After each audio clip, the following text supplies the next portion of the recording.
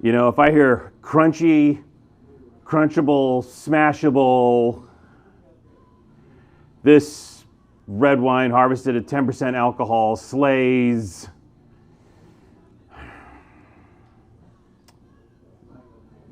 I'm going to cry. What a modern day excuse for a bunch of emaciated, undernourished BS wines. Now again, I'm not throwing the baby out with the bathwater, because today's wine is a wine that is legitimately crunchy, crunchable, crushable, slays and slaps. And it tastes good. Novel concept. It's hard. People, I think the new generation making wine think it's so easy just to pick something early, whole cluster fermented or carbonic maceration, blah, blah, blah, blah, blah. Oh, and look at this great light wine, which slaps. But it doesn't slap. It does slap you. It slaps you with acidity, bitterness, anger. You can almost feel the grapes asking, can we get picked a week later, please? But no, it doesn't happen. Winemaker steps up, takes charge. The vineyard guy goes, I'm going to make a crunchy, chillable wine that slaps. And it doesn't. But again, this one slaps. And it slaps with a grape variety that is one of the toughest to slap with. Cinsault. There's a lot of crappy Cinsault out there. You know, for years, Cinsault made meager, mediocre, bleu wines. In France as well, in its native Rhone Valley, in Provence. So much so that Cinsault has been designated for making world-class rosé, which it does. Cinsault makes some of the greatest rosé on the planet. It's a very light, it's a very thin-skinned grape. It's a big grape. Skin-to-juice ratio sucks if you're trying to make profound, concentrated red wine. It doesn't color up real well, but if handled properly, can make one of the most enjoyable, crushable, crunchy, beautiful red wines on the planet. That really is so. And Doug Margerum, nobody does it better in America than him. So this is the Margerum Cinsault Los Olivos estate. These are from estate vines that Doug planted in the Los Olivos district in Santa Barbara. And this is beautiful. Now, with a wine like this, yes, put it in the fridge for 20, 30 minutes before. Kind of treat it almost like a Beaujolais. You know, in the old days that people say, oh, stick Beaujolais in the fridge for half an hour. And that does work. I love having this wine just under cellar temp. It's beautiful. And the key is, Doug waits. He waits for this grape to achieve a proper level of ripeness. He's not a masochist. He knows that you have to try and develop and build flavor in this wine.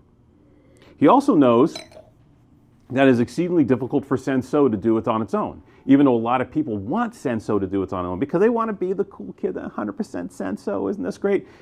Doug's smart. He's a realist. Accordingly, he chucks about 14% Syrah into here, but you don't feel it. You don't see it. What it does is it takes the fruit that Cinsault's giving you, which can sometimes be quite meager, but what it's doing is it's framing the fruit and giving it base notes. And when you do that, you have this complete yet crunchy, crushable, cool kid wine that's beautifully executed.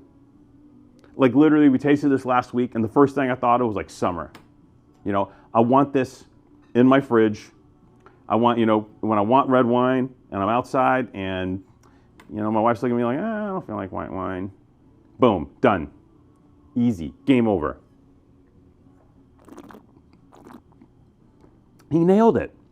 Oh, like you want to gulp this stuff. You know what I mean? This isn't like a,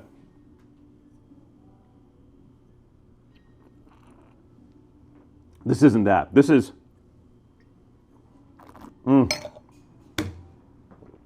yes, this is that wine. Has such a sweet, round, generous, friendly, yet bright, crisp, and energetic mid-palate. Red fruits, lavender, florals, a little bit of that pastille character. you're getting some Southern Rhone vibes here, but in this beautiful, fresh way that, man, it just evokes nom, nom, nom, nom, nom. And for summer, you need reds that have the nom, nom, nom, nom, nom. You can't just drink Cabernet every day, although a lot of folks here in Orange County would love to just drink Cabernet every day. And they probably do chill down their Cabernet and drink it. But if you're not one of those people and you need red wine during summer, or just to start off the evening, you could literally have this while you're cooking in lieu of white wine.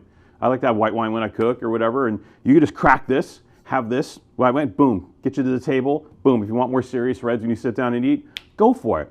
But this is a serious, unserious red. You see what I'm saying? It's so enjoyable. You realize you tend to forget how difficult it can be to produce a wine like this. Cinsault is a tough grape. It's a secret weapon grape now in the Southern Rhone Valley. You know, they're using more of it in Counoise and Châteauneuf-du-Pape to raise acidity levels, to de-alcoholize basically the Grenache, because the Grenache is coming in so ripe now due to climate change. This is secret weapon stuff in the Rhone Valley, but for this reason, this gluggable reason, this freshness, energy, without having to add acidity, without de-alking something, without futzing with something. This gets it done. And when you have great Cinsault, expertly farmed, it is just one of the absolute joys on the planet to drink. 36 bucks at the winery, 93 points from Galoni. He called this wine a delight, which he's 100% right with that tasting note. It is a delight. 36 bucks at the winery. Our price to you, $19.98. Click and buy down below. You will not be disappointed. This is your summer red. Go get it.